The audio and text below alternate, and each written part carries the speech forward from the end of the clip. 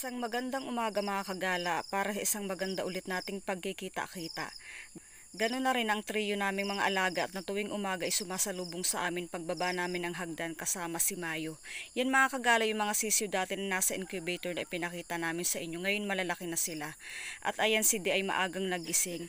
Ako naman ay magbababad muna ng aming pagkain sa baboy habang ako ay magagawa ng aming mga gawaing bahay. Inuuna ko na muna ang pagbababad ng mga pagkain ng aming mga baboy.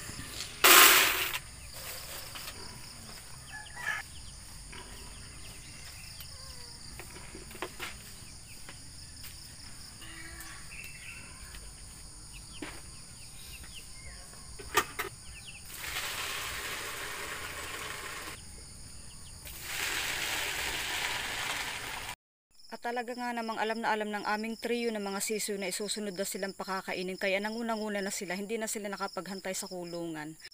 At pagkatapos ko silang bigyan ng pagkain, ako ay nag-umpisa na muna magpunas ng basahang may sabon para sa aming mga lamesa. Kasi nga baka nalalagyan na ng mga balahibo ng pusa tuwing gabi, kaya laging pinupunasan ko na yun pagkakaumaga. Sunod ko nang gagawin na yung pagwawalis, tulad ng dati, araw-araw naman talaga natin yan mga kagalang ginagawa. Wala nang bago, kaya tuloy-tuloy lang, araw-araw tayong ganyan pagkakaumaga. At pagkatapos ko magwalis dito sa kusina, sinundan ko naman dito sa harap ng bahay, dito papunta sa papalibot sa may hagdan hanggang sa makarating ako dito sa unahan ng aming bahay. Napakasarap sa pakiramdam at pakinggan ng mga huni ng mga ibon sa umaga, kaya ito na mga kagala ibabahagi ko na rin sa inyo para sa mga hindi pa nakakawin ng kanilang mga probinsya para marinig din nyo ang paligid pagkakaumaga.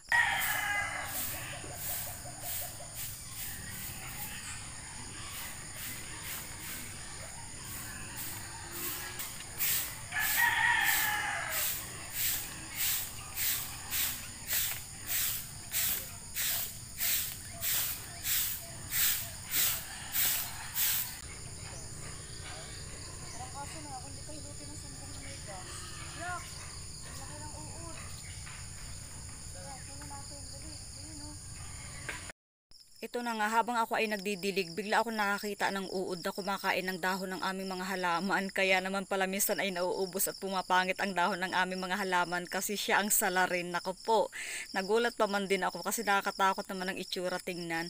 At ayan si D, hindi niya maintindihan kung saan ilalagay yung uod na nakita niya. Hindi naman namin siya mga kagala pinapatay kasi alam namin magiging paru-paro pa din siya pagkakaisang araw. Kaya naman doon hindi inilagay sa bandang pakabila para hindi na makarating ulit ang aming mga halaman. Nang matanggal na ni Di ang uod, ay itinuloy ko na ang pagdidilig ng aking wiwi sa aming mga halaman. Hehe, alam nyo ba mga kagala, yan ang sikreto ko. Yung aking wiwi ay sinasamahan ko ng tubig at siyang ipinagdidilig ko sa aking mga halaman. In 1 week, madali talaga silang mamulaklak. Kaya sa mga hindi pa na itatry at sa mga hindi pa nakakaalam, itry nyo kasi matutuwa talaga kayo.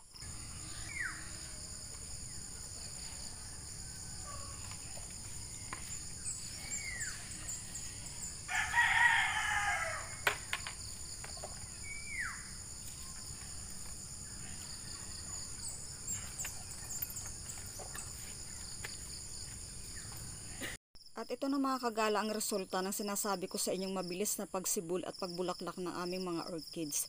Sa totoo lang mga kagala, nawili na rin ako araw-araw na ganyan ang ginagawa ko. Kasi kung tutusin, hindi naman talaga siya kadiri. Kasi sariling wiwi mo naman siya, sa kanilalagyan mo naman ng tubig. Tingnan nyo naman ang resulta, diba? Napakaganda. Dati talaga mga kagala, sobrang papayat ng aming mga halaman na yan. Kaya naisip ko ulit at naalala ko yung ginagawa ko dati nung ako inasa Manila pa. Kaya ini-apply ko ulit ngayon.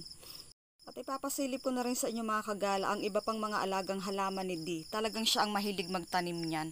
At ito yung aming tanim ditong gawa-gawa din ni D. Yan yung bato na yan ay hinukay namin dati dito sa harapan ng aming bahay. Napakinabangan din. Sa kayang kahoy na yan dapat ay igagatong namin pero nang hinayang si D. Kaya naman pinagkabitan na lang niya ng mga halaman. At may halaman din kami ditong galing sa bundok. Babago pa lang siya kaya ganyan hindi pa siya ganun gumaganda. Isinunod ko na rin agad ang pagpapatuka ng aming mga manok at ang ibang mga manok ko ay nawawala na naman at nasa labas na naman. Kaya kung sino lang ang nandito, sila lang yung pinatutuka ako at mamaya pag uwi ng iba, sa ako na lang ulit sila binabalikan.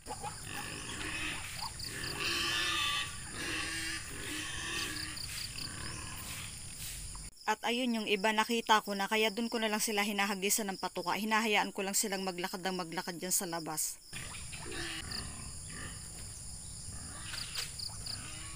Minsan kasi mga kagala, sadyang binubuksan lang namin itong pulungan para sila ikusa makalabas, para sila ay makapanuka din ng mga damo. At pagkatapos ko magpatuka, lagi kong ichinecheck ang mga pugad kung may mga itlog na para ako ay magbawas dahil inuunahan lang kami ng mga uwak. Kaya naman unahan na lang kami. Okay, pagpapatuka ng manok, check na ulit. Kaya dito naman tayo sa pagpapakain ng ating baboy.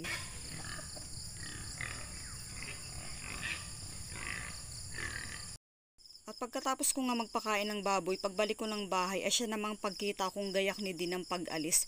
Kung hindi nyo nga pala naitanong mga kagala ko, kaya nagtataka siguro kayo kanina kung bakit si Di ay parang palakad-lakad lang sa likod ko. Parang ang tamlay-tamlay niya kasi pa 3 days na talaga siyang may sakit ngayon.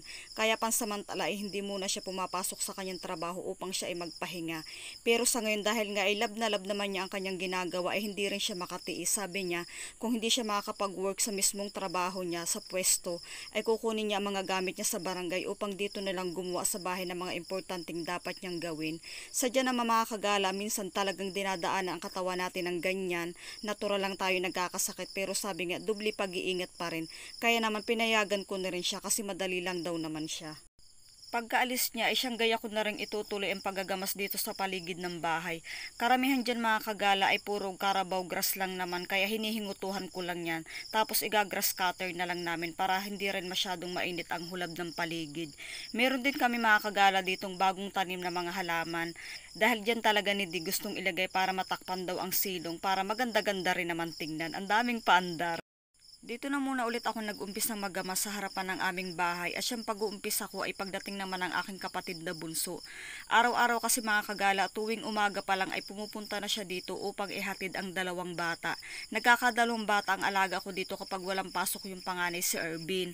Natutuwa naman ako mga kagala at hindi ako napapagod mag-alaga sa kanila kasi syempre mahal na mahal ko ang aking mga pamangkin. Saka na-enjoy ko rin at masaya kapag sila ay kasama ko dito.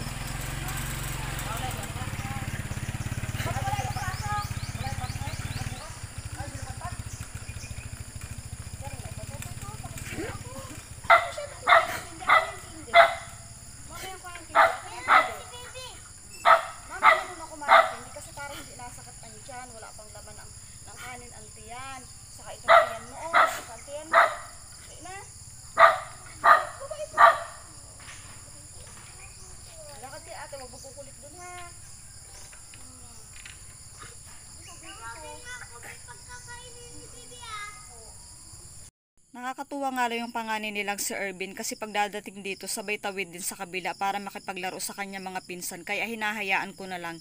Yung bunso ay hindi ko pwedeng pasamahin kasi masyado pang alagain kaya dito ko na lang siya nililibang habang ako ay patuloy na magagamas dito lang sa tabi ng aming bahay.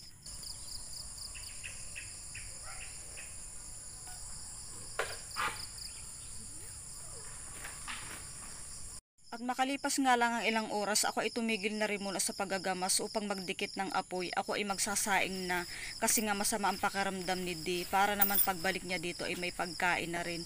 Minadali ko na rin ang pagluluto. Ako ay nagsopas na lang kasi sabi ni Di ay gusto daw niya ng may sabaw. Kaya naman sopas na lang at naglaga ako ng itlog ang inihanda ko para sa kanya. Maya-maya nga lang ay nakabalik na ulit siya dito sa bahay at talaga naman tamlay na tamlay. Okay lang yan Di, pagaling ka. Sadyang lagnat laki lang yan. Ay, lagnat tanda pala, hindi na lagnat laki kasi wala na tayong ilalaki. Ayan mga kagala, talaga namang hindi siya magkaintindihan at sabi niya masakit nga daw ang ulo niya. Kaya naman inumpisahan na namin magdasal at magpasalamat bago kami ay kumain. Panginoon, basbasan niyo po ang aming mga pagkain na nasa aming hapagkainan ngayon. Maraming salamat po. Amen. Amen. Amen. Nakain na yata. Kain po tayo. Ubusin po ang pagkain ha. Huwag magtitira ha. Masama po yung nagtitira ng pagkain. Nag-uumpisa na kaming kumain, sabay tayo ko ulit at naalaala ko mag-iinit nga pala ako ng tubig. At natutuwa naman ako sa 2 bata, talagang paborito nila ang may sabaw kapag kumakain. Kaya naman enjoy lang. Subo ng kanin. Apa.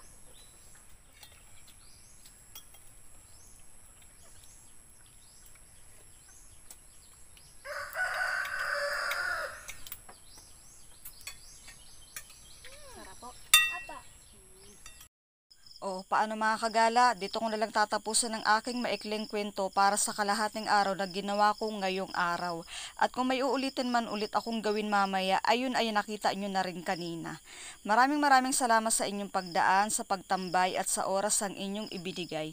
Ingat kayo palagi mga kagala. See you on my next vlog. Bye!